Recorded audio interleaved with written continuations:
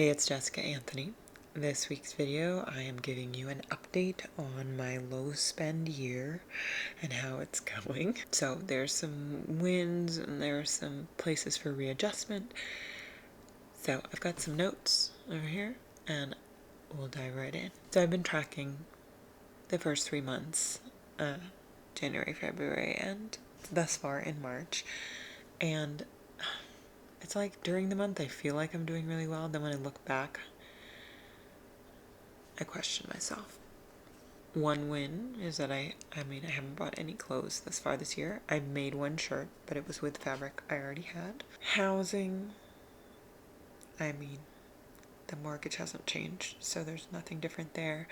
Unfortunately, we got this kind of the peak of the interest rate, so if and when, eventually one day it will come down, and then we might think about refinancing to lower that monthly payment.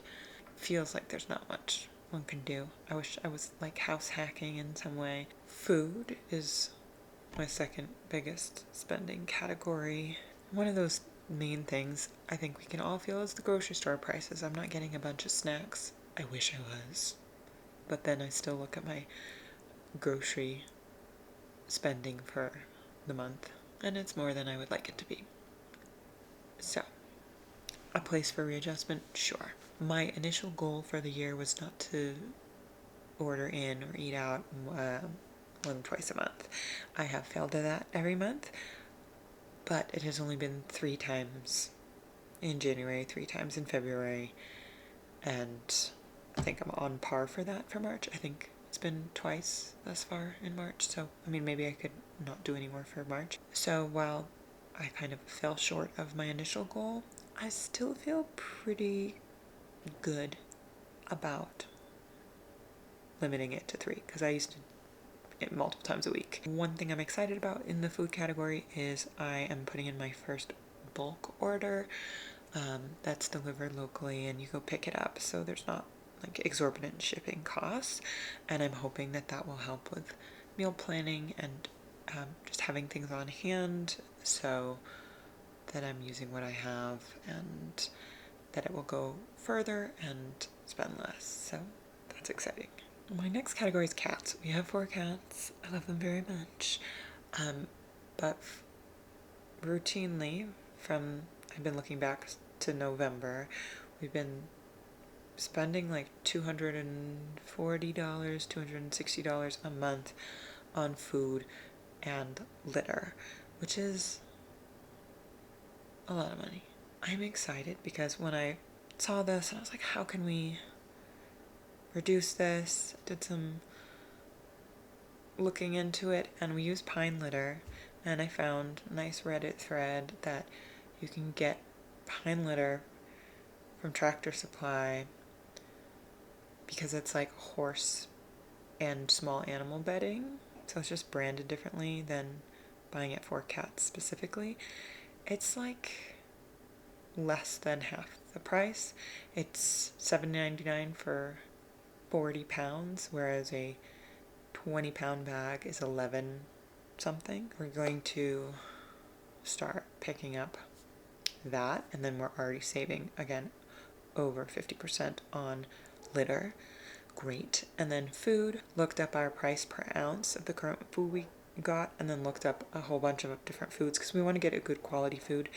So we looked at reviews of the different foods and also buying them in bigger cans. Since we have 4 cats, we can go through it fast enough that that can's not going to go bad.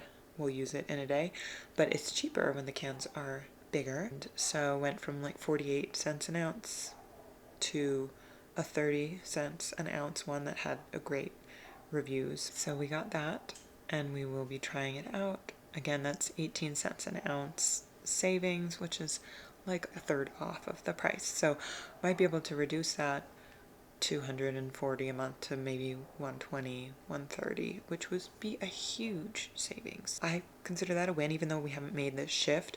I've already stopped the auto ship of the old pine. It's all in the works. The transition is happening. Hopefully the cats will like the food, so we gotta test that out.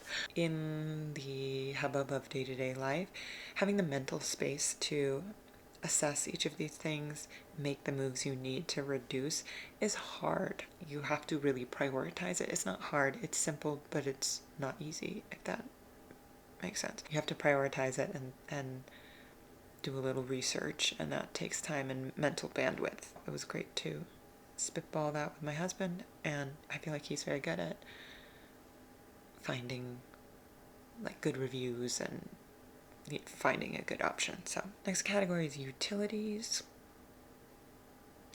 It's been fine.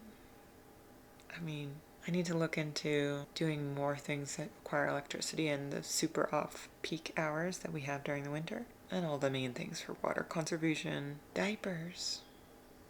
There's a whole category because basically I've been spending $88.98 every month about for diapers, and that's so much money. Now at the beginning I had reusable diapers, and then when we moved, the stress and hubbub of that went to disposable diapers and kind of didn't go back. So what I've made the shift to in the last few days, because I was running out of disposable diapers and was waiting for a new shipment to come, I just started using the reusables.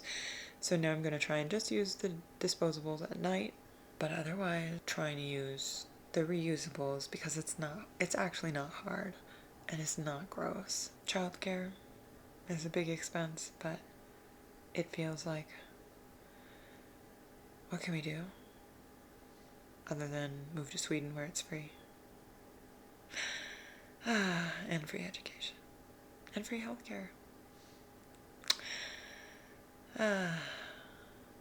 Yeah. Oh, a big win has been not using Schmamazon, Schmalmart, or Schmarget for the last 2-3 months, supporting other places.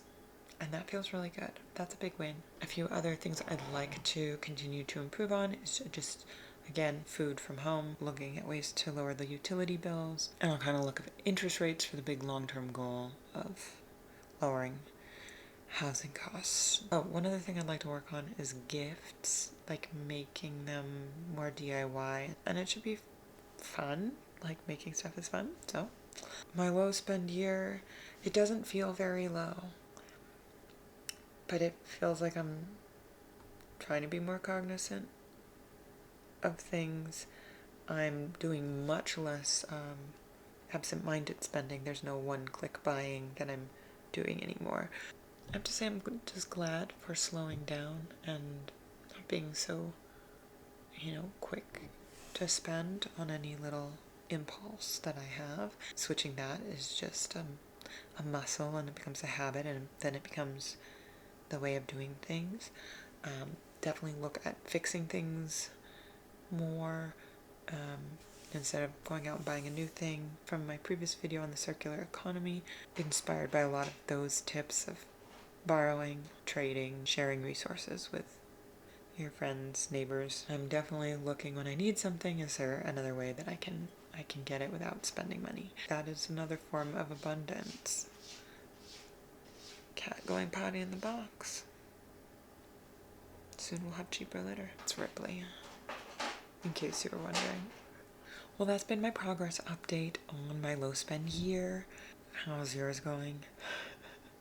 Wins and not so much wins. My why stays strong of the things I want to strengthen, my larger goals, and then continuing to track and question purchases and trying to steer the ship that is my life in the direction that I want. There's no right direction, but in the direction that's intentional and chosen rather than wherever the wind may take me. Let me know any tips you have, if you've heard any of my challenges and are like, I've got just the thing. Let me know. Have a great week. Be kind. Do something that makes you happy. I'll see you in the next video. Like, subscribe, and all the rest. Thanks.